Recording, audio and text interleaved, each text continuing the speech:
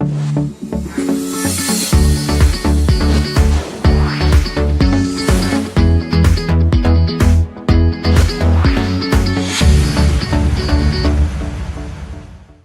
there, this is Catherine Jeans, nutritional therapist. So I wanted to talk a little bit about why traditional diets don't work and why you might have struggled to lose weight and keep it off in the past. So one of the problems is we're really motivated to lose weight and our trousers start to feel a bit tight, or we feel a bit sluggish and a bit lacking in energy. So we've got lots of motivation there. So we go on quite a strict diet, we lose some weight, and then our trousers aren't so tight anymore and we're not feeling quite so sluggish. So where's our motivation gone? You know, we have actually lost that drive that's trying to kickstart us into, you know, following a diet, so to speak. So what I want to be doing on this weight loss program is really helping you with your mindset and that self-talk, you know, that little voice that you hear in your head all the time, particularly, you know, when you're trying to diet, if we use that word. So that's one thing that we'll really be looking at, is keeping you motivated for the long term. The second thing is stress.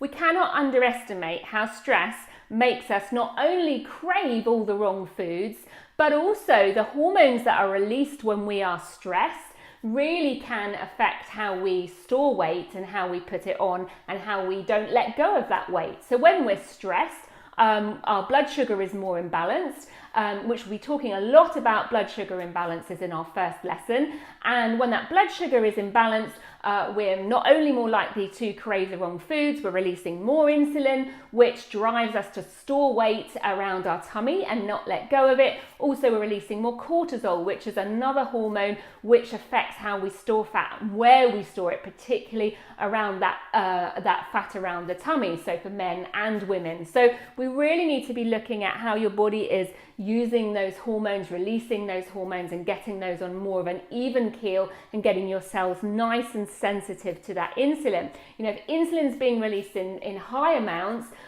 then you're more likely to store fat, but also hold fat. So that's why, even if you're following a very low calorie diet, you know, you still might be holding on to fat because you're driving your insulin levels up, because you might be eating too much sugar and carbs.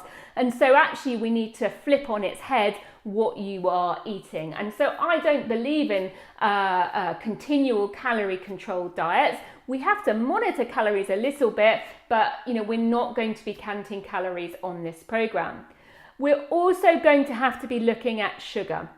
I think a lot of people have a lot misconceptions about sugar and sweeteners, and we have to address your sweet tooth and how much sugar you are including in your diet, even from fruit sugar initially. You know, a lot of people tell me the reason they struggle to lose weight is they just can't beat the sugar cravings. Does that ring true for you?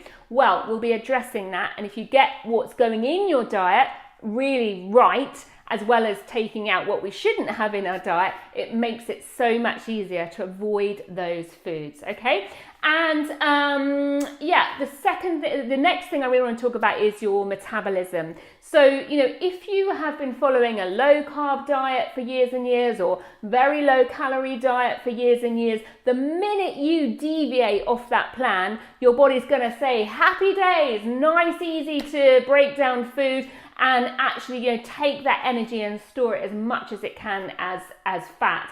So what I want is to not set your metabolism really low, so that then you have a lifetime of healthy eating that keeps you on a healthy weight, but without keeping that metabolism set low like a thermostat, so that you then can't deviate off that plan. So we'll be introducing things such as carbohydrate cycling, which is a really good way to make sure you don't have to follow low carb all the time. We'll also be doing a little bit of intermittent fasting, and I'll be telling you about the right kind of exercise to use to make sure that you boost your metabolic rate. And that's particularly important for those of us that are in our late 30s, 40s and above. So not for everyone as important, but really key for some particular age groups, which I will talk you through. So I hope that's helped you to understand perhaps why you have not been able to lose weight and keep it off in the past, or why your weight seems to be a little bit stubborn and is not shifting. Any queries, let me know. Post your comments below in our Facebook group. group,